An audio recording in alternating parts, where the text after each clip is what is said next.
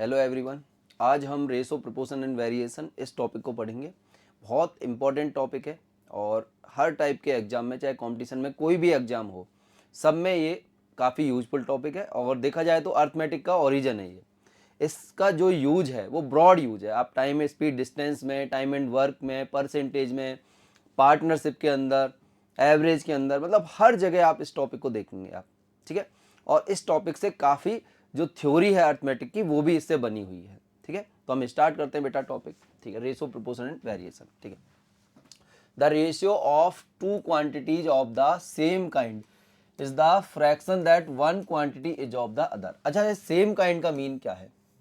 जब भी आप रेशियो कैलकुलेट करेंगे तो यहाँ पे जैसे 10 रुपीज एंड 12 रुपीज ऐसे गिवन है, तो बेटा इसका रेशियो लेंगे तो कितना आ जाएगा कि सर ये आ जाएगा 2 से 5 टाइम और 2 से 6 टाइम। ठीक है। बट अगर ये ऐसे होता कि यहाँ पे 10 रुपीज एंड यहाँ पर 12 मीटर, तो क्या आप इसका रेशो ले सकते थे? क्या नहीं ले सकते थे? क्योंकि रेशो किसका आता है बेटा? सेम काइंड या सेम टाइप की क्वांटिटीज का रेशो हम कैलकुलेट करते हैं। अब सिंपली यहाँ पर बोला is the fraction that one quantity is of other. इसका मीन क्या है कि सिंपली 10 रुपीज एंड 12 रुपीज का जब आप रेशो लेते हैं तो आप जनरली फ्रैक्शन ही यहाँ पर कैलकुलेट करते हैं।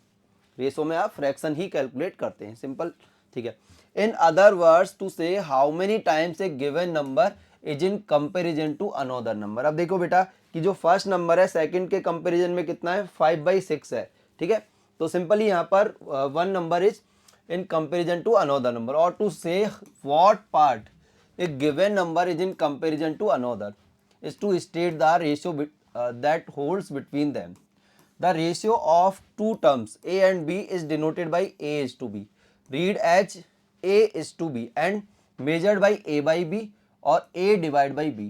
The numerator a is called antecedent and denominator b is called consequent. तो सिंपली आप जैसे फ्रैक्शन लिखते तो आपको इतना तो पता था कि sir numerator upon denominator fraction होता है, बट न्यूमरेटर को आप एंटीसीडेंट भी बोलते हैं।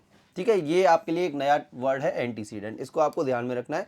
रीजन क्या है कि कभी सपोज न्यूमरेटर की जगह ऐसे लिखा आ गया कि एंटीसीडेंट, तो आप कंफ्यूज हो जाएंगे, फिर आप भले ही आपसे क्वेश्चन आता हो बट आप कर नहीं पाएंगे क्योंकि आपको इस टर्म का मीन नहीं पता है। तो बेटा न्यूमरेटर को क्या बोलते हैं? एंटीसीडेंट, एंड डिनोमिनेटर को क्या बोलते हैं हम? कॉन्सिक्वेंट। राइट।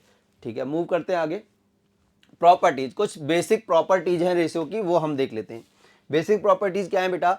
कि सबसे पहले हम बात करते हैं if a by B equals to C by D, then b upon A equals to D upon C. देखो जनरली हमने यहाँ पे क्या किया है? इनवर्स कर दिया है। a बाई बी को क्या लिखा है बेटा? b by A. देन यहाँ पर LHS में आपने इनवर्स किया है तो RHS में भी इन्वर्स करना होगा, यानी यहाँ पे भी कितना हो जाएगा? d बाई सी हो जाएगा। अब इन्वर्स किया है तो इस प्रॉपर्टी को हम क्या बोलते हैं? Invertendo. The inverse ratio of two equal ratios are equal, the properties is called invertendo. यानी इन्वर्स किया है तो इस प्रॉपर्टी को क्या बोलेंगे हम? इन्वर्टेंडो बोलेंगे। ठीक है। If a by B equals to C by D, then अब देखो यहाँ पे क्या किया बेटा? इंटरचेंज कर दिया है आपने सिंपली कि सर यहाँ पर c को यहाँ पे ले आए और b को यहाँ पे। ठीक है। ऐसे इंटरचेंज किया है, या ऑल्टरनेट लिखा है हमने, ऑल्टरनेट वेरिएबल को लिखा है, यानी a अपॉन c और b को यहाँ लेके तो equals to b by D. That is the ratios of antecedent and consequent of two equal ratios are equal. This property is called alternendo. यानी ऑल्टरनेट वेरिएबल को लिखा है तो इस प्रॉपर्टी को आप क्या बोलेंगे? ऑल्टरनेंडो बोलेंगे। राइट। ठीक है।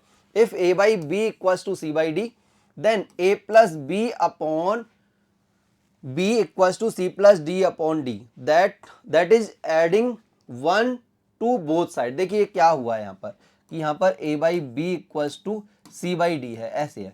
अब सपोज आपने बोथ साइड +1 किया है, सपोज आपने बोथ साइड +1 किया है तो कितना आएगा बेटा? a plus b upon b equals to c plus d upon d।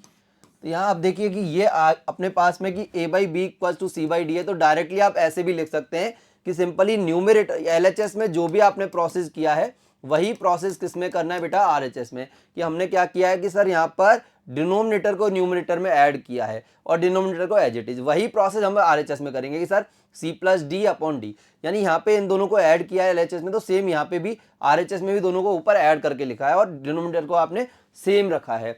तो इस प्रॉपर्टी को सिंपली हम क्या बोलते हैं बेटा? कॉम्पोनेंडो। यानी जब आप ऐड कर रहे हैं यहाँ पर न्यूमरेटर में, उसको क्या बोलते हैं जनरली, कॉम्पोनेंडो। एंड डिविडेंडो क्या है कि सर यहाँ पे ऐड किया है, वैसे यहाँ पे +1 की जगह -1 करेंगे तो अपने पास में सब्ट्रैक्ट करके, सब्ट्रैक्टिंग 1 फ्रॉम बोथ साइड्स, क्या आएगा, a/b इक्वल टू c/d है, तो क्या आएगा बेटा, a - b upon b equal to c - d upon d। इसको क्या बोलते हैं, डिविडेंडो। तो यहाँ पर कॉम्पोनेंडो में तो हमने न्यूमरेटर में दोनों को ऐड कर दिया था, न्यूमरेटर और डिनोमिनेटर को, ठीक है। यहाँ पे हमने क्या किया है डिविडेंडो में कि सर न्यूमरेटर में से डिनोमिनेटर को लेस कर दिया है, तो इसको क्या बोलते हैं हम, डिविडेंडो, ठीक है। अब हम यहाँ पर फर्स्ट में, ये फर्स्ट इक्वेशन थी और ये आपकी सेकंड है। अगर आप फर्स्ट में सेकंड से डिवाइड करते हैं कि सर इन दोनों को डिवाइड कर दे, तो क्या आएगा कि सर b से तो b कैंसिल होगा कि a plus B upon a minus B equal to, sir d से d कैंसिल होगा और क्या होगा, c plus D upon c minus D. इस प्रॉपर्टी को क्या बोलते हैं हम, componendo and dividendo. In short we can say C and D, this property is called C and D in short, ठीक है, या कॉम्पोनेंडो एंड डिविडेंडो। या अब सिंपली इसको कैसे लर्न कर सकते हैं कि सर आप यहाँ पर a/b इक्वल टू c/d था, तो हमने क्या किया कि सर यहाँ पर ऊपर ऐड कर दिया a+b, ठीक है, नीचे हमने फिर यहाँ पर सब्ट्रैक्ट कर दिया a - b, मतलब LHS में जो प्रोसेस किया है वही RHS में किया है। देखो अब RHS में क्या किया सर, ऊपर c+d ऐड किया और नीचे कितना आएगा, c - d। इस प्रॉपर्टी को हम क्या बोलते हैं, कॉम्पोनेंडो एंड डिविडेंडो या C and D।